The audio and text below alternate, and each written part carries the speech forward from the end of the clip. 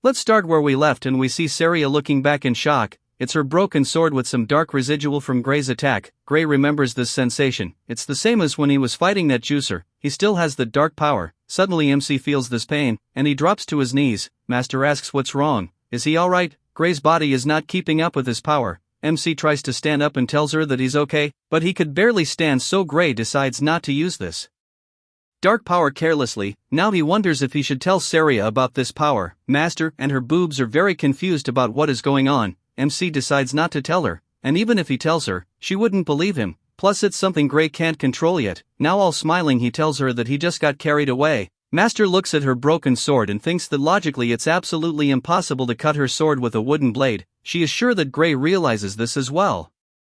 Gray, now trying to act dumb, asks if something is wrong. Master realizes that he doesn't want to talk about it, and so the duel is over and Saria asks if MC wanted a recommendation to the academy, and yes he does, because he heard she could give one. Master assures him that she can. She certainly can give him a recommendation to the kingdom's finest educational institute, the Royal Academy of Swordsmanship, but she can't recommend that he go there, because he's not suited for that place. Gray is not happy to hear this. MC is angry and thinks that maybe he lacks strength. He could hardly do anything except at the last moment. Master now tells him that he should instead go to the World Union Academy. It's the kingdom's finest, but the world's finest institution. MC remembers that's the place where the Sword Saint and the other awesome heroes come from. Gray now asks if someone like him even be accepted there. Master is like, no, it's impossible. Master now states that he should have realized it by now, that his body is nowhere near fit enough to be a swordsman. If it's the Royal Academy he might be able to fake it with his skills, but these skills won't pass for the World Union Academy. Master now asks,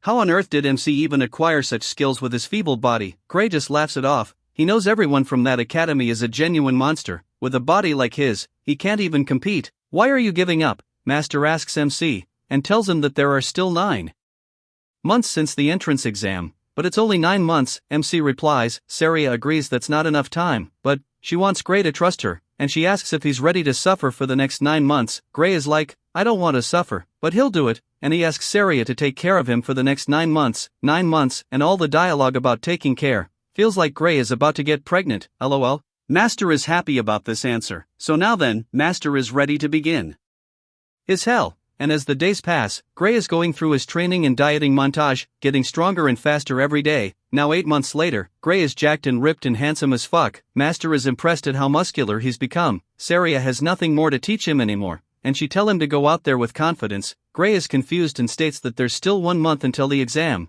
Master now tells him that taking an exam in a place he's not used to, so it's not going to be easy, which is why it's best to get there early. Now this thick master gives him enough money for the trip and a month's worth of food. MC is like he can't take this, and isn't going a month early too soon. It's like she's trying to chase him out of the village. Master tells him to stop overthinking it. Gray now tells us that there was an ogre's nest found around the village, and there are hardly any guards in this village. Master remembers that they did find a nest, but that has nothing to do with them. She tells MC, help will come from the royal capital, so they have nothing to worry about. So Gray should head to the exam without any worries, but MC is not sure about all this. He knows she's lying. No help will ever come to this village, and he remembers that right before the village is destroyed, Saria will lose her life. It was said that she was killed when she went to kill the ogre alone, but he understands, which shocks Saria. Gray takes the money and thanks the Master. He'll be going now. Master smiles to hear this and tells him that she'll pray for him to pass the exam. Scene shifts and it's night now, and we see some skeletons with spears in their mouths stuck to the trees. Saria is tracking the blood according to the scout's report, and she found a trail. Suddenly some voice asks her, where are you going, Master?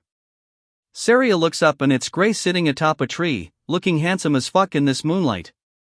Next chapter starts with Saria being shocked to see this gorgeous and glistening MC. She asks why is he here? Shouldn't he be on his way to the academy? Gray is like that's my line and does a superhero landing. He remembers that Saria told him that the army from the royal capital will take care of the ogre nests. Saria lies that they couldn't come because of some urgency, so she decided to deal with it, because she alone is enough and she knows the strength of the nest from the scout's report.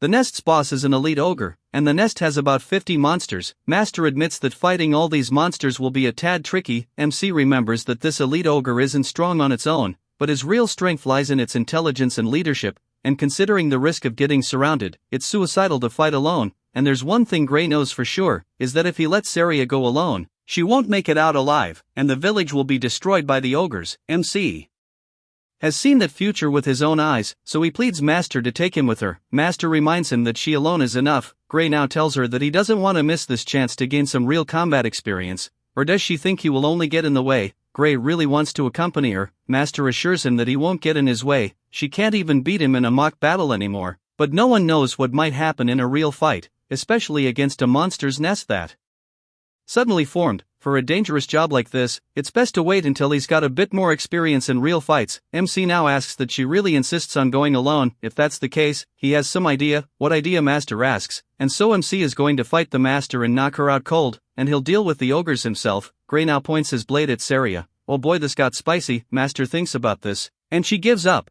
but she makes MC promise that no matter what happens, he needs to come back alive. MC plans to do that, and he makes her promise as well. Master is like, of course. By the way, they are both carrying 2 swords. Interesting. Scene shifts and our duo has arrived at the nest. Duo is scouting the area and it's a terrain that leaves no room to escape. These ogres seem very confident building a nest in this kind of location. Gray and Saria know that they cannot escape either. They are about to fight some intelligent monsters, so they need to be cautious. Master notices something, and she doesn't see the boss anywhere, and wonders if he's in the tent. Duo plans to thin down the numbers before their boss comes out. Master now orders MC to take out all the ogres from one side, and she'll take the other side. Understood, MC replies, and so this master-student duo charges at the nest. This poor ogre notices someone and looks to the side, but Saria is already over its head, fully locked in, and she beheads this Shrek in this beautiful panel. Some other ogre sees the head, and quickly tells everyone else. Now this enraged ogres get ready to attack,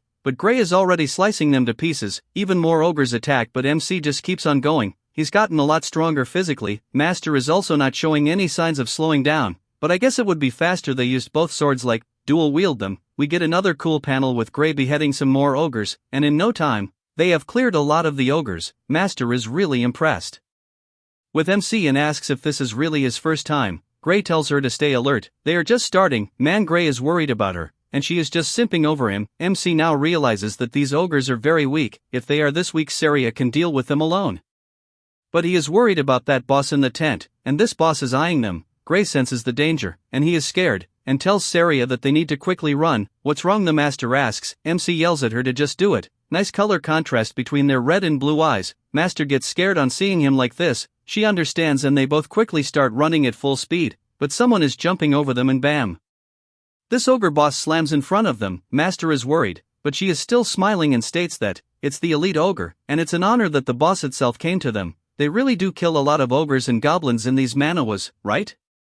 Gray now shouts and tells us that's not the boss, the real bosses. But before he could say anything else, some other ogre gives out a war cry, and we see this army of ogres charge at our duo. The war cry was like a buff and it enraged the ogres. Master is now scared and asks what is that. Something far stronger than an elite ogre is standing behind the army. MC now tells us that it's an ogre general and he is this nest's true boss. Master can't believe this. If it really is an ogre general, then they can't handle this on their own. Saria senses danger and turns around. The elite is charging at them from the other side, so she decides that they should kill this elite and run. Master in this elite clash, Saria is locked on, and does a massive swing/hits but then the ogre bleeds, but it's not much. Master is shocked to see that the wound on this ogre starts to heal. MC is fighting the rest of the ogres and states that it's no use. The ogre general's war cry boosted his soldiers' strength and recovery powers, and that's why they feel strangely strong. Saria is unable to defeat even a single one now, but Gray keeps on cutting these ogres, and he leaves his back to Saria, and tells her to just buy him some time. She doesn't need to defeat this boss. Master asks what's he planning.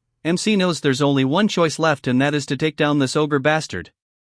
Next chapter starts with Gray clashing with the small ogres, and he is annoyed by all the flanking they are doing, but still MC is pushing back. One more ogre tries to attack from the side. Gray is fully focused on defeating all the enemies in front of him. MC swing the sword against the axe, and it immediately shatters on impact. MC now realizes that his sword can't withstand against these strengthened ogres. Ogre attacks, so Gray has to jump back, and he equips his other sword. He is glad that he had another spare, but it might break as well. Saria also throws her spare sword towards Gray. Nice catch, and he thanks her. Now he got 2 swords again, but they are not enough fight the general, but the rest should be easy enough, so he equips his other blade and now dual wielding. MC zigzags across the small ogres, slicing them quickly. One ogre attacks and we see blood come out from Gray, but he quickly blocks the other strike. MC is hurt and he is getting pushed back, but he does a Massive slash and clears some ogres. General and his glowing sword are waiting for Gray. General, looking absolutely terrifying, does another roar. MC is shocked to see that this bastard General strengthened these ogres even more, and they start doing these crazy fury attacks. Gray realizes that this General saw through his plan,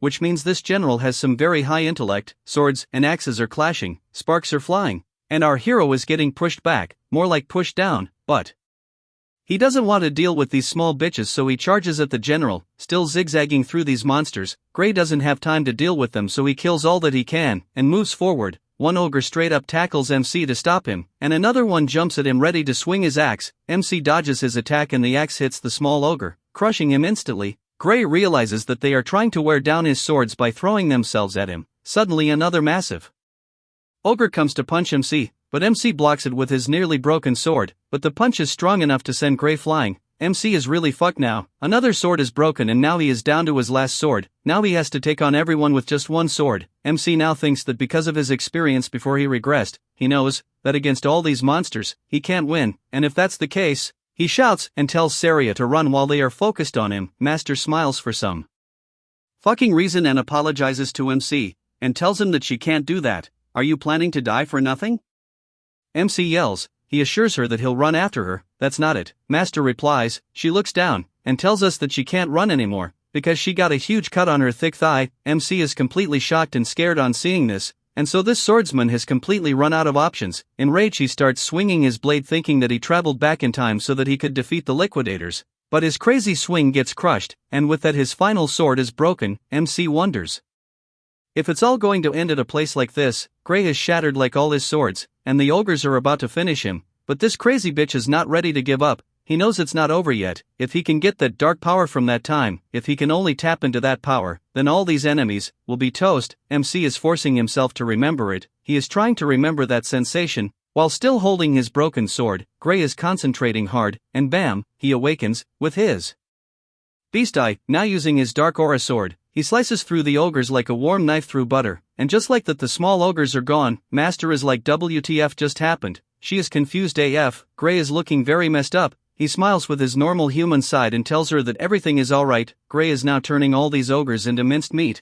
and with this massive cleave attack he cuts the skull sword which the General was using to buff his soldiers, and he cuts the General as well. Master is still not sure what's going on, and she is suddenly attacked by the elite, but she parries it very easily, and because there are no strength buffs on the elite, his attacks are very light. Saria locks the fuck in and tells this ogre that he sure gave her a hard time. Master now does a Zoro slash and slices this green bitch to pieces. Saria, now looking absolutely majestic, tells this bitch that without his buffs, he's nothing, and somehow out student-teacher duo killed them all. Gray now apologizes for breaking her sword. Master is like, fuck that, you saved my life. Gray hands her the broken sword, and Saria wants to ask something. She asks MC about that attack he just did, but Gray is like, peace out, and drops to the ground. Master screams his name, but he is knocked out. Like and subscribe for more.